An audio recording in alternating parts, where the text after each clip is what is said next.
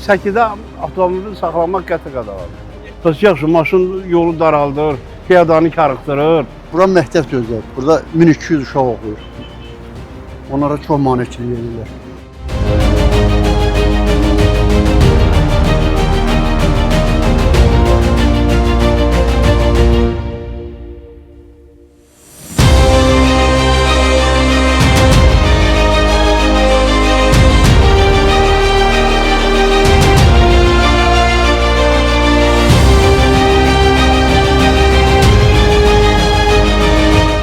İki maşını belə saxlamasın. Burada maşın düzgündür.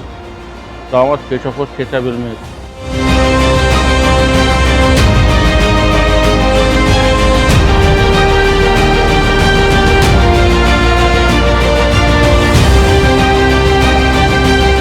Belə tədbirlər nümunəvi tədbirlərdir.